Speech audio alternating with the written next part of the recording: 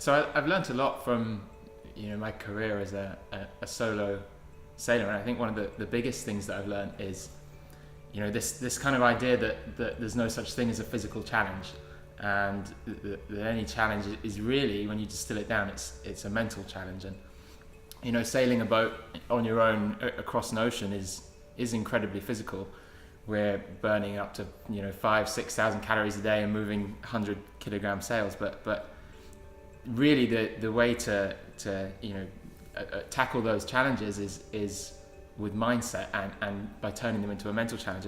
And that was, I think, of massive importance to me when I was diagnosed 5-6 years ago with type 1 diabetes, because it sort of said to me, it doesn't matter what the physical challenges are, if you can get the mindset right, then everything else will follow. And so that was, I think, really powerful. But then the nice thing that happened was being diagnosed with type 1 really taught me something new, and it taught me that the way that I should approach challenges that I hadn't set myself, things that were out of my control or are out of my control, it is very much the same as the way I should approach challenges that are in my control, like choosing to go and sail across an ocean.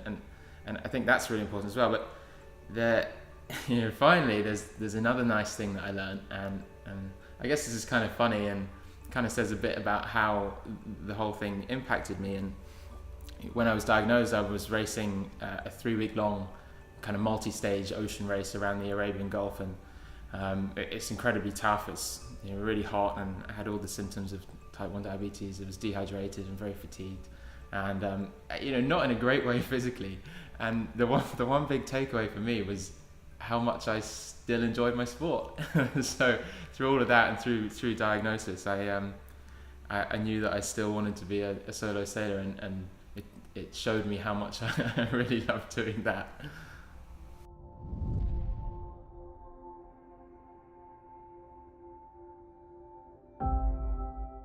Yeah, solo sailing is kind of the epitome of being isolated. You're on your own on a boat in the middle of the ocean at times. If you race around the world, you're close to your competitors, but also people on the International Space Station than people back on land. And it's so isolating because you're ultimately responsible and you're accountable, and there's no one there that's going to help you. And that, in a way, is what makes it a great metaphor for living with type 1 diabetes. It doesn't matter who you're surrounded by. At the end of the day, it comes down to you and how you manage your condition. That's really challenging, but it's also very rewarding, and it's important to remember that. And I also have learned that it can be quite liberating. I think as soon as you can sort of remove yourself from the pressures and the constraints of what other people think, and realize that you're responsible and that's the only thing that really matters, then I think that's very freeing, and you find yourself doing things in different ways that I also think can be quite powerful. But the most important thing to remember is, and I'm always reminding myself of this on the boat, is that being isolated is not the same as being lonely. And it's really important to have support networks, and despite everything I say about solo sailing, it's really a team sport. The team helped to get the boat to the start line, they helped to design the boat, they helped to prepare me and all the equipment, but most importantly, they're there when you're racing, they're there when I'm racing, and I know that they're there supporting me, and if I have any challenges, even though technically I'm unassisted, I'm allowed to ring them up, and I'm allowed to talk through my problems, I'm allowed to bounce ideas off them, and the power of that is unquantifiable. And it's the same living with type 1. Even though you're isolated, even though at the end of the day it comes down to you, just talking to someone about it can make such a huge difference, and remembering that being isolated is not the same as being lonely, and there are all these people around you that can support you and that want to help you, and yeah, that makes a huge difference.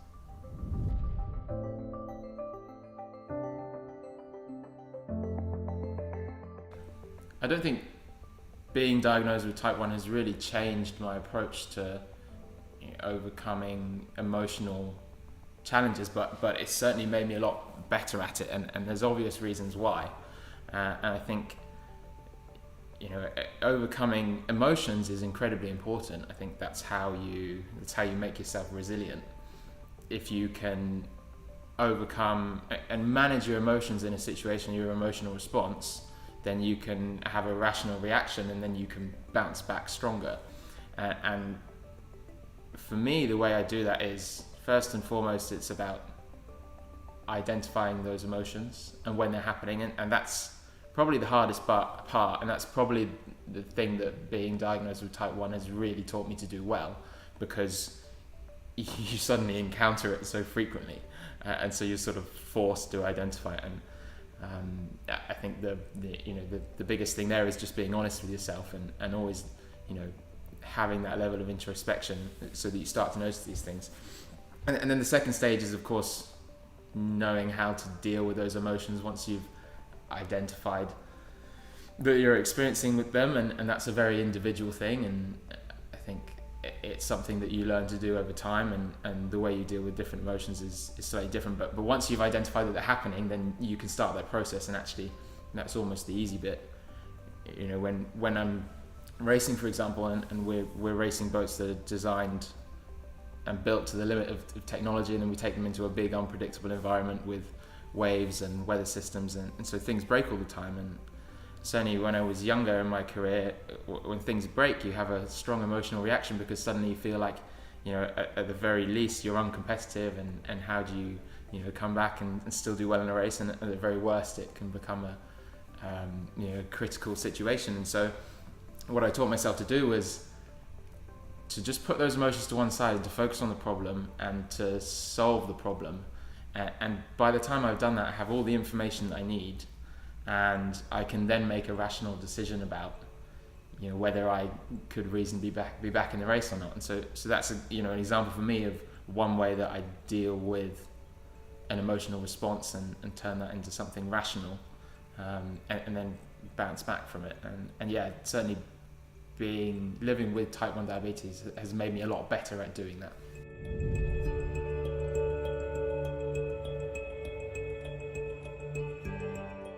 Yes, having a toolkit, but having a toolkit that you can access repeatably and almost automatically.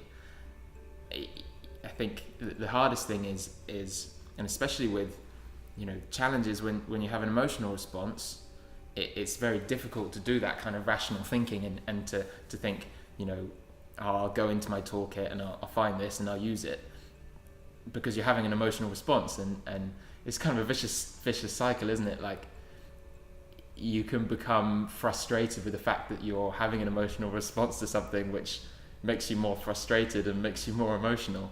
So the really important thing, I think, is making sure the toolkit is accessible in a way that it just happens, and that's, you do that by building up those tools, making sure that you're always doing the same thing, and that you practice them, and then over a period of time it does happen automatically. And certainly living with type 1 does that to you, because it happens a lot, and so you get very good at responding to these things, and that has made me better at doing that in everyday life, which has made me a better athlete. It's made me, I think, a better person, made me better at, it's certainly made me a healthier person.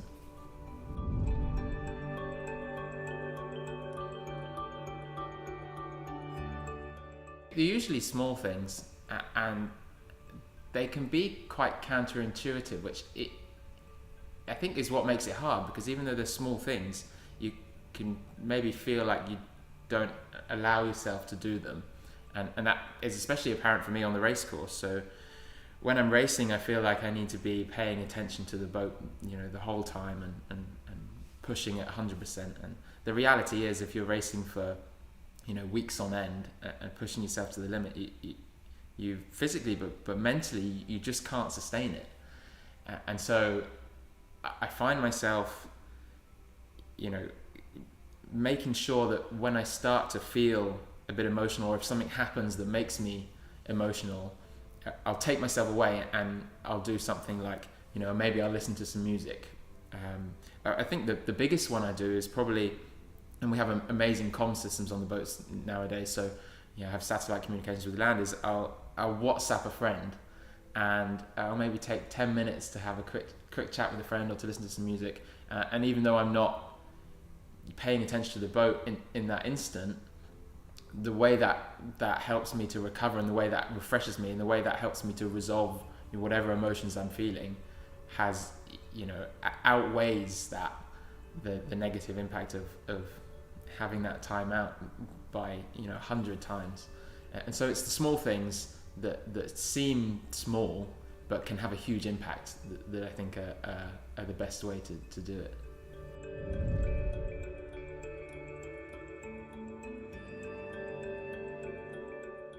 Yeah, if we talk about goal setting is sometimes quite a polarizing topic, and I think for good reason, but it comes quite naturally to us in sport because we're very goal driven, and so it makes a great analogy.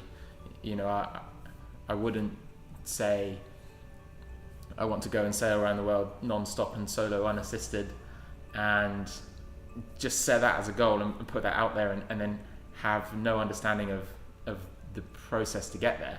And so it's very important to make goals that are relatable and tangible, and to know what the process is, and how does this apply to living with type 1? Well, what's the goal of type 1? That there's no end point that you're trying to reach for, and so really it's the same, because it feels like a goal that's so far away or that's non-existent, and so you have to really focus on the small steps. And it's kind of a common saying would be to not worry about the goal but to enjoy the process, and I'm not sure I totally agree with that, because it's impossible to always enjoy the process. But I think how I would phrase it is, I would say what I try and do is I try and trust the process. And again, it's about this whole thing, to do with mindset and to do with how to overcome the small challenges, but to trust the process and to focus on the small steps, but to also make sure that that's, in perspective, and that as long as you're moving in the right direction, I'm quite an analytical person. I like to think of it as maybe a trend line, and it doesn't matter if there are the small ups and downs.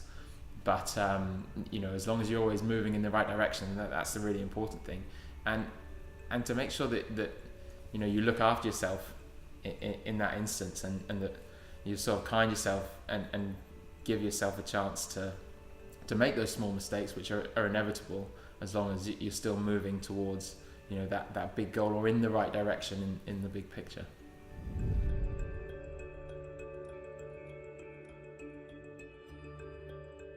I think what I've learned over the years is that challenge is often accompanied by uncertainty, and there's a famous quote that I really like by Margaret Drabble, famous author, which says, "If nothing is certain, then everything is possible." And what that does for me is it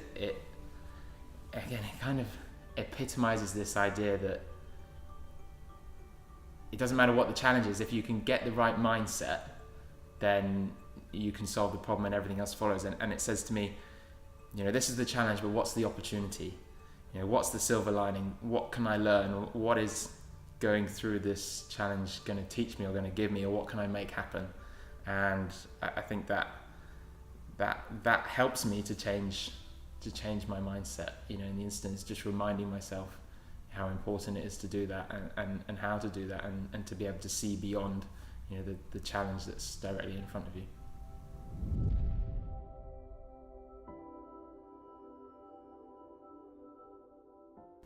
It's about being positive. I think that's an easy thing to say, but positivity is so powerful, and so what do I do to help myself be positive? Well, positivity is this amazing thing that once you start doing it, it sort of takes on a mind of its own, and it does it itself. But there are still moments when you need to take yourself back to that place. And so for me, a very powerful word is gratitude, being grateful for everything I have, even when I'm struggling to be positive. And I sometimes do that in a funny way where I remind myself what I'm doing, and I help to remind myself that what I'm doing is cool. So whether that's being in the middle of an ocean on a boat, which I think is really cool but not very relatable to, or whether it's managing type 1 diabetes and being effectively my own pancreas, or having these amazing machines and sensors that we wouldn't have had not that long ago, and how cool I think that is. Not everyone gets to do that nor have that, and so I think that really helps me. And then the final thing is, and I say this every time, and it's something that my friend and mentor Alex Thompson, he tells me every time. He says, Jack, to be positive, all you need to do is smile and the rest will happen.